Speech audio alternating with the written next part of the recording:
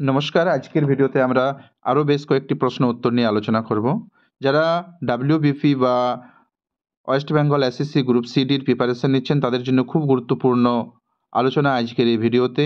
দেখুন, আমরা প্রথম যে ভিডিও সেই ভিডিওতে 1 থেকে 50টি প্রশ্নের উত্তর নিয়ে আলোচনা করেছি। আজকে 50 থেকে 75টি প্রশ্ন নিয়ে আলোচনা করব। এর আগে আমাদের আরও দুটো ভিডিও ছিল, যে সমস্ত ভিডিওতেও জিকে জিএসের প্রশ্ন নিয়ে আলোচনা হয়েছে। এই ভিডিওতে রয়েছে 50টি প্রশ্ন এবং আজকের ভিডিওতে 50 থেকে 75 নম্বর পর্যন্ত আলোচনা হচ্ছে। যারা এখনও দেখেননি এই ভিডিওটি, প্রথমে এই ভিডিওটি দেখে নিন, তারপরে আজকের ভিডিওটি দেখবেন। খুব গুরুত্বপূর্ণ প্রশ্ন রয়েছে, বিশেষ করে WBP এবং গ্রুপ সিডির জন্য। ভিডিওটি ভালো লাগলে একটু লাইক করে যাবেন এবং চ্যানেলতে যদি প্রথমবার ভিজিট করছেন অবশ্যই চ্যানেলকে সাবস্ক্রাইব করবেন। 50 নম্বর প্রশ্ন, রেডিও কার্বন যার বয়স নির্ণয়ে ব্যবহৃত হয়। অপশান রয়েছে জীবাশ্ম, পৃথিবী, শিলা এবং পাথর। সঠিক উত্তর হবে জীবাশ্ম। জীবাশ্মর বয়স নির্ণয়ের ক্ষেত্রে বিজ্ঞানীরা রেডিও কার্বন প্রসেস ব্যবহার করে থাকেন। এটাকে C14 বলা হয়ে থাকে।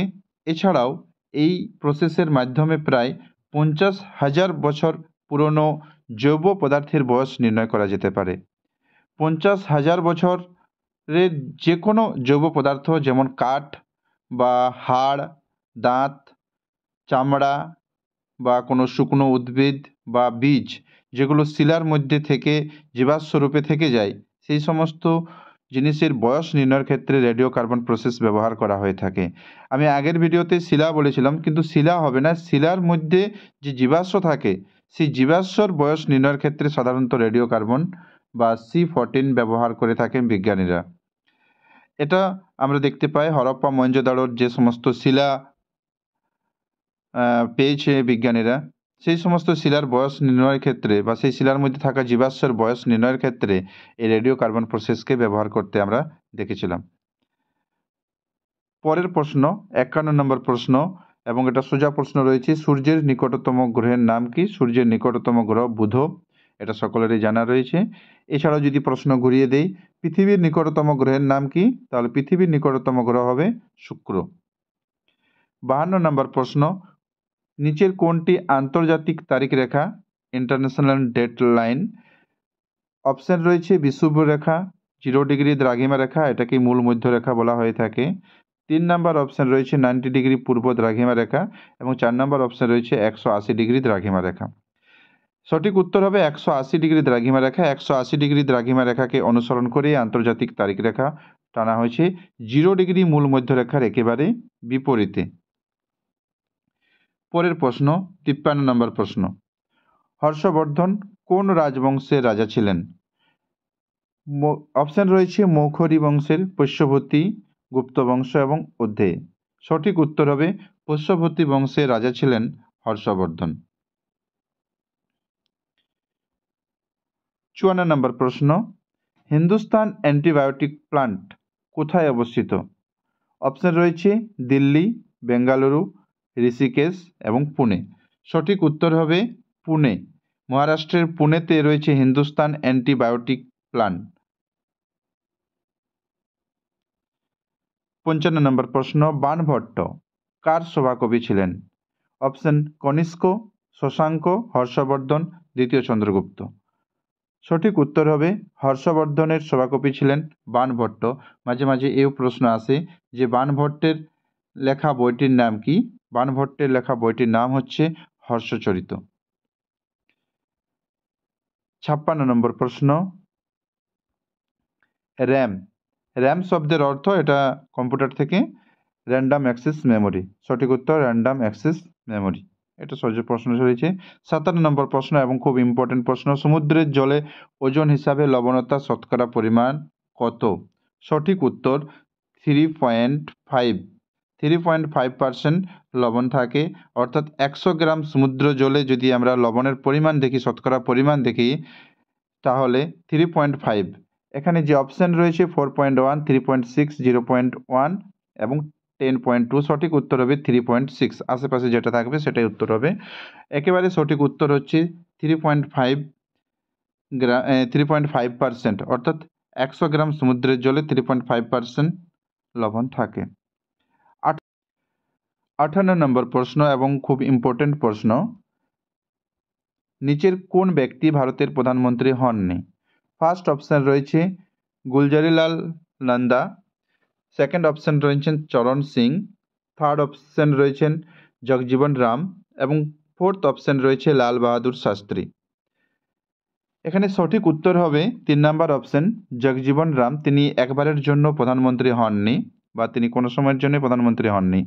বাকি যে অপশানগুলো রয়েছে, গুলজারিলাল নন্দা তিনি প্রধানমন্ত্রী হয়েছিলেন এবং প্রথমবার যখন তিনি প্রধানমন্ত্রী হয়েছিলেন মাত্র 13 দিনের জন্য তিনি প্রধানমন্ত্রী হয়েছিলেন। এছাড়াও লাল বাহাদুর শাস্ত্রী তিনি 1964 খ্রিস্টাব্দে ভারতবর্ষের প্রধানমন্ত্রী হয়েছিলেন। চরণ সিং তিনি 1979 খ্রিস্টাব্দে ভারতের প্রধানমন্ত্রী হয়েছিলেন। গুলজারিলাল নন্দা তিনি মাত্র 13 দিনের জন্য প্রথমবার প্রধানমন্ত্রী হয়েছিলেন 27 মে 1964 এবং 9 জুন 1964 তিনি ইস্তফা দেন। পরের প্রশ্নতে চলে আসছি 59। কেক বা পাউরুটিকে নরম বা ফোলাতে ময়দার সঙ্গে কি মেশানো হয়ে থাকে? সঠিক উত্তর হবে বেকিং পাউডার। 60 নম্বর প্রশ্ন, নিচের কোন ধাতুটি অ্যাসিডের সঙ্গে বিক্রিয়া করে হাইড্রোজেন অপসারিত করে? অপশান রয়েছে টিন, তামা, পারদ এবং রূপা। সঠিক উত্তর হবে তামা। 61 নম্বর প্রশ্ন, রেলের মতো বৃহত্তম সংস্থা নিরাপত্তার ব্যবস্থার কার্যকর করতে সবচেয়ে উপযুক্ত ব্যবস্থা কি? অপশান রয়েছে সর্বস্তরে কর্মীদের প্রশিক্ষণ দেওয়া। এই সমস্ত প্রশ্ন অপশানগুলো ভালো করে পড়তে হবে। দ্বিতীয় নম্বর অপশান রয়েছে অবহেলা করে কর্মীদের শাস্তি দেওয়া। তৃতীয় নম্বর অপশান রয়েছে কর্মীদের ছোটোখাটো ভুলকে গ্রাহ্য না করা, এটা তো কোনো মতেই হবে না। 4 নম্বর অপশান রয়েছে মাঝে মাঝে পরীক্ষা করা। সঠিক উত্তর হবে তাদের মাঝে মাঝে পরীক্ষা নেওয়া যে তারা কাজের কীরকম পারফরমেন্স করছে। 62, বাতাসে আর্দ্রতা মাপার জন্য কোন যন্ত্র ব্যবহার করা হয়ে থাকে? এটা ভূগোল থেকে প্রশ্ন। হাইগ্রোমিটার ব্যবহার করা হয়ে থাকে বাতাসের আর্দ্রতা মাপার জন্য এবং ব্যারোমিটার ব্যবহার করা থাকে বায়ুর চাপ মাপার জন্য। 63, কোন সাঁতারু সাধারণ জলের চেয়ে সমুদ্রের জলে সাঁতার কাটতে সুবিধাজনক মনে করে? কোনো সাঁতারু সাধারণ জলের চেয়ে সমুদ্রের জলে সাঁতার কাটতে সুবিধাজনক মনে করে কেন? খুব ভালো প্রশ্ন রয়েছে। কোনো সাঁতারু সাধারণ জলের চেয়ে সমুদ্র জলে সাঁতার কাটতে সুবিধাজনক মনে করে কেন? অপশান রয়েছে সমুদ্রের জলে কম দূষিত বলে, একেবারেই না। দ্বিতীয় নম্বর অপশান রয়েছে সমুদ্র জলের ঘনত্ব বেশি, সমুদ্র জলের পরিমাণ বেশি বলে, সমুদ্রের তরঙ্গে সাঁতারুদের সাঁতার কাটতে সুবিধা করে দেয় বলে। সঠিক উত্তর হবে 2 নম্বর অপশান, সমুদ্র জলের ঘনত্ব বেশি বলে তাদেরকে ভাসিয়ে রাখতে সাহায্য করে। 64 নম্বর প্রশ্ন, ব্যারোমিটারে তরল হিসাবে পারদ ব্যবহৃত হয়। ব্যারোমিটারে তরল হিসাবে পারদ ব্যবহৃত হয় কারণ কি? কারণ এটি গাঢ় ঘনত্বের একটি তরল, তার জন্যই পারদকে ব্যারোমিটারে ব্যবহার করা হয়ে থাকে। GUCCI কোম্পানির প্রথম ভারতীয় গ্লোবাল ব্র্যান্ড অ্যাম্বাসেডর কে? এটা একটা ইতালির কোম্পানি GUCCI, এর প্রথম ভারতীয় গ্লোবাল ব্র্যান্ড অ্যাম্বাসেডর ছিলেন আলিয়া ভাট। তো ভারতীয় ব্র্যান্ড অ্যাম্বাসেডর হচ্ছে আলিয়া ভাট।